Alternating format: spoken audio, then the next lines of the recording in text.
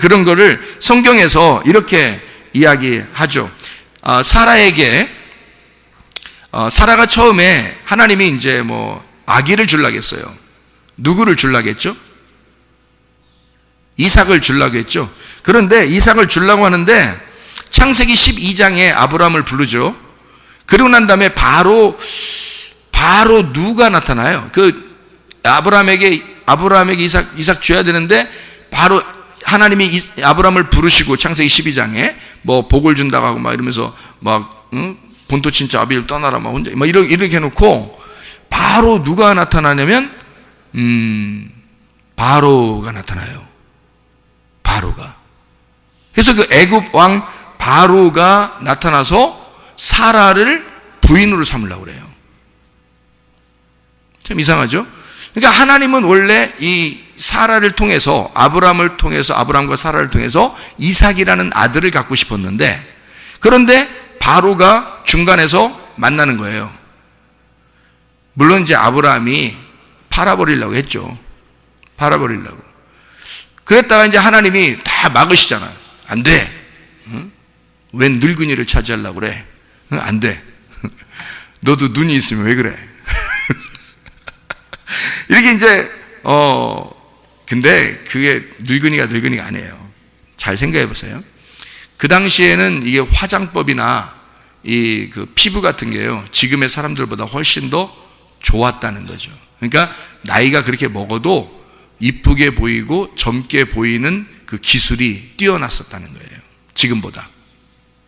그러니까 그게 가능했다는 거예요. 그러니까 이쁘게 보였다 하는 게 그게 가능했었다. 그런 얘기들도 있어요. 그리고 난 다음에 바로를 만나고 나서 바로 이어서 창세기 16, 17장에 누가 나와요? 하갈을 통해서 이스마엘이 나와요. 그러니까 바로 왕을 만나고 나올 때 애굽에 있는 여자를 선물로 주었는가 봐요. 그 왕이 이제 아브라함하고 사라한테 미안하니까 자기가 괜히 이렇게 괜히 그랬나 이런 생각이 드니까 여자 하나를 선물로 줬는가 봐요. 그래서 나오면서 처음에는 하갈이라는 여자 없었거든요. 안 나오다가 갑자기 16, 17장에 하갈이라는 여자가 나와요. 애굽 여자라고 나와요. 그러니까 아마 그게 바로 왕이 미안해서 준 여자 같아요. 그래서 이 여자를 데리고 나오면서 이스마엘을 낳게 되는 거거든요. 근데 여러분이 잘 알듯이 이스마엘을 낳았더니 그게 이제 진짜 웃음은 아니죠. 왜냐하면 진짜 하나님이 주려고 했던 건 아니고 가짜 하늘이었던 거죠. 진짜 하늘은 이삭인데 가짜 하늘을 낳게 된 거예요. 그러니까 이스마엘을 낳게 됐죠. 그러고 난 다음에 또 이제 이스마엘을 낳고 난 다음에 막 이제 살고 있는데 하나님이 아브라함에게 또 나타나요. 그래서 재차 약속을 합니다. 그리고 사라한테도 웃음 이제 너 왜 웃냐 이러면서 웃음을 주려고, 진짜 안 웃긴데 막 웃음을 주려고 하나님이 애써 노력을 하시는 거죠. 그래서 웃는다 이러고 나 안 웃었어요. 그랬는데 진짜 웃게 해줄게 이러면서 이제 그런 얘기들을 서로 한단 말이에요. 그런 약속을 하고 바로 이어서 그날 아기가 생겼으면 좋겠는데 안 생겼다고요. 그런데 창세기 20장에 보면요, 아비멜렉이라는 사람이 또 나타나요. 그래서 이 아비멜렉이 사라를 또 부인 삼으려고 합니다. 물론 아브라함이 팔았어요. 그러니까 이게 아브라함이 중간에 껴서 자꾸 여자를 팔으려고 그래요. 그 이상해. 나이가 먹어서 그런가? 하여튼 자꾸 넘기려고 그래요. 짐짝도 아니고. 그래서 아비멜렉이 데리고 있으려고 하다가 또 걸려들죠, 하나님께. 걸려들서 그때는 하나님이 가만 내두지 않고 그 집안을 완전히 태를 다 닫아놓고 난리를 법석 피웁니다, 하나님이 하나님이 진짜 화내시는 것 같았어요. 하나님이 화내시는 것 같아요. 그러니까 여자 건들지 말라는 거예요. 너 건들면 죽인다 그러고 그러니까 아비멜렉이 황당하잖아요. 아니, 내가 어떻게 했어요? 그랬잖아, 하나님께. 내가 어떻게 했어요? 내가 어떻게 했어요? 아니 저쪽에서 자꾸 준다 그래서 할 수 없이 내가 여긴 여자가 없어요, 뭐가 없어요. 근데 자꾸 준다고 그러고 막 이러니까 어쩔 수 없이 나도 받았는데 나한테 왜 그래요 하나님 진짜 막 이러면서 얘기하죠. 아비멜렉이. 그것도 가짜란 말이에요. 다시 말하면 사라한테 진짜 아들이 나와야 되는데 그 전에 가짜 남편이 막 나오는 거예요. 무슨 말인지 알겠죠? 그러니까 이게 다 어떤 이야기를 얘기하는 거냐면요. 다 그 역방향의 남편, 역방향의 말씀과 지금 순방향의 말씀이 부딪히는 거란 말이에요. 자, 순방향의 말씀은 지금 누구예요? 하나님을 통해서 아브라함이 순방향이란 말이에요. 하나님의 말씀을 따라가는데 아브라함이 역방향으로 딱 틀면 자기가 정지하거나 뒤만 딱 쳐다보면 누가 나타나? 바로 왕이 나타나고 아비멜렉이 나타나는 거예요. 그러니까 이 여자가 진짜 중요한 거거든요. 아브라함 입장에서는 여자가 굉장히 중요합니다. 아브라함의 약속된 말씀이 여자거든요. 여자를 통해서 아들이 나와야 되는데 이 여자가 잘못하면 역방향의 남편이 데리고 가게 생긴 거예요. 그러니 하나님이 그걸 막아야 되겠어, 안 막아야 되겠어? 막아야 되겠죠. 그래서 순방향으로 돌려야 되는 거예요. 그러니까 어떨 때는 하나님이 강하게 나타나죠. 그래서 바로 왕과 아비멜렉을 하나님이 역방향을 끊어내고 순방향의 아브라함에게 너 이러면 안 돼. 근데 아브라함한테는 그렇게 말 잘 안 해요. 그냥 딴 사람들만 괜히 가가지고 막 윽박지르고 막 인상 쓰고 가서 니네 왜 그래 그리고 왜 힘없는 애들끼리 싸웠는데 막 깡패 아빠가 가가지고 그쪽에 있는 애를 막 혼내는 거죠. 그럼 그쪽에 있는 애가 제가 뭐 잘못했어요? 뭐 이렇게 되는 거지. 그런 식으로 똑같이 하는 거예요. 하나님이 나타나가지고 막 아비멜렉한테 막 윽박지르고 막 인상 팍팍 쓰고 막 이렇게 하니까 아비멜렉 입장에서도 황당한 거죠. 예. 그러니까 너희들은 안 돼. 건들지 마. 너희들은 아니야. 너희들은 역방향이란 말이야. 말씀을 역방향. 그러니까 하나님이 그 아비멜렉이 미워서 그런 게 아니라는 것을 알려주기 위해서 그 집안의 태를 다 열어줍니다. 그러니까 아브라함이 축복 기도하게 하고 그 가정에 그 왕궁에 여자들이 다 태가 막혔었는데 축복 기도를 하고 나서 다 태가 열려버려요. 그래서 아기를 낳게 됩니다.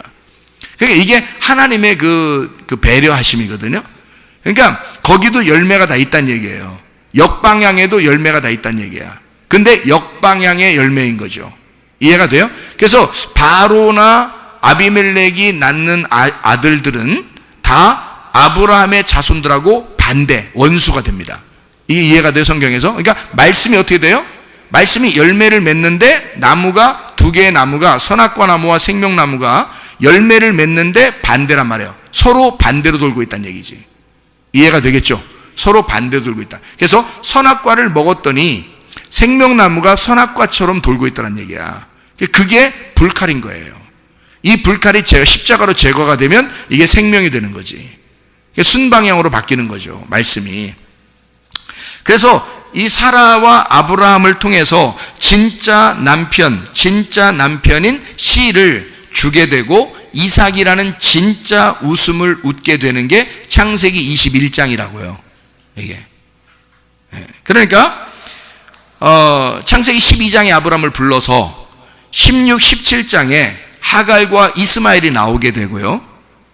그러니까 그 16, 17장 하갈과 이스마엘 나오기 전에 창세기 12장에 바로 왕을 통해서 시험을 합니다.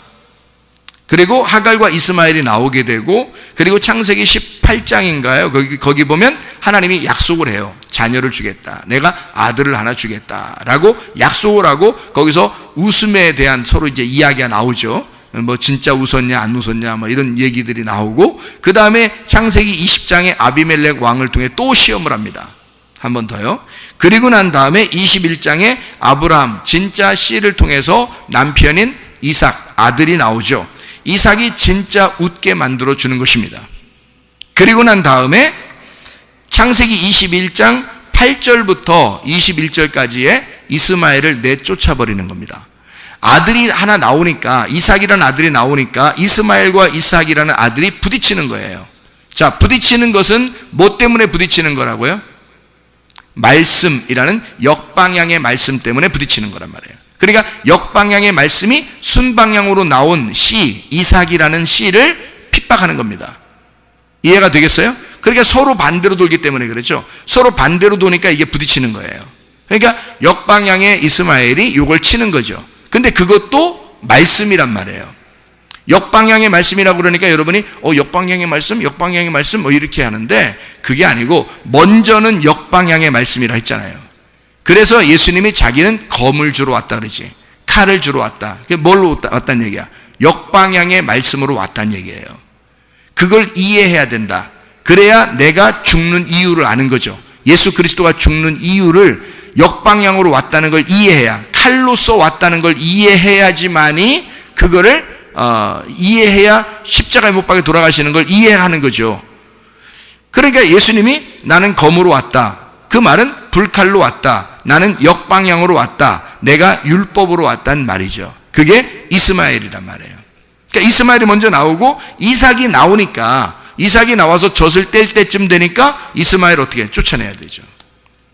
그러니까 아들을 쫓아낸다는 건 쉬운 게 아니라 했죠. 아까 새벽에도. 이스마엘을 쫓아낸다는 것은 이스마엘이 몇 살이라고요?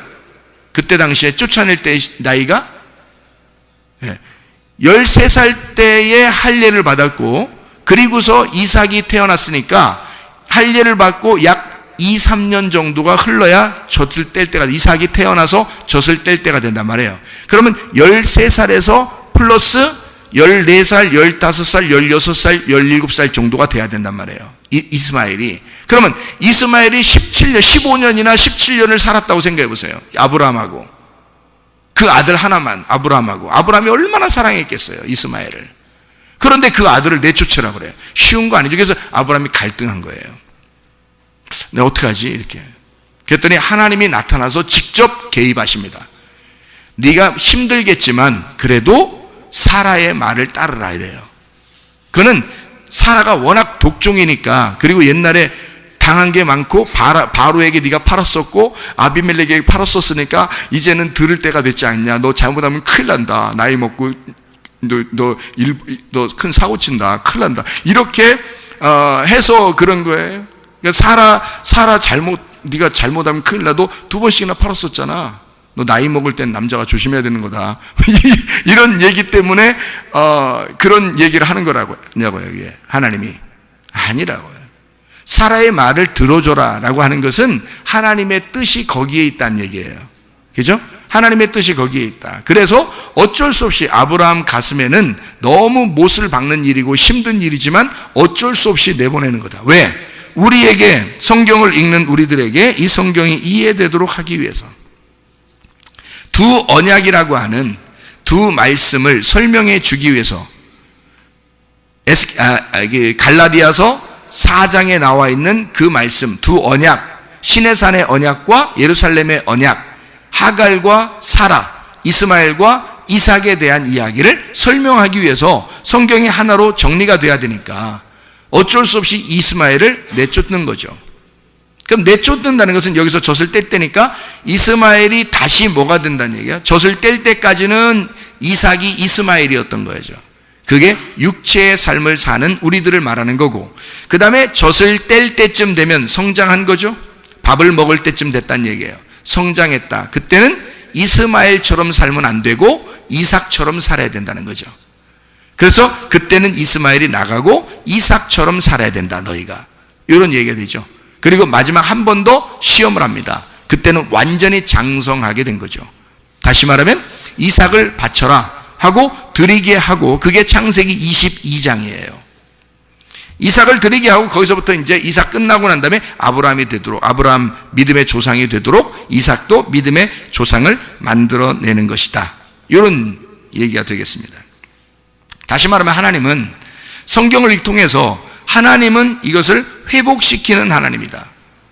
하나님은요, 우리를 회복시키는 하나님. 원래 처음에는 역방향으로 돌고 있는 우리들을 순방향으로 바꾸시는 하나님이에요.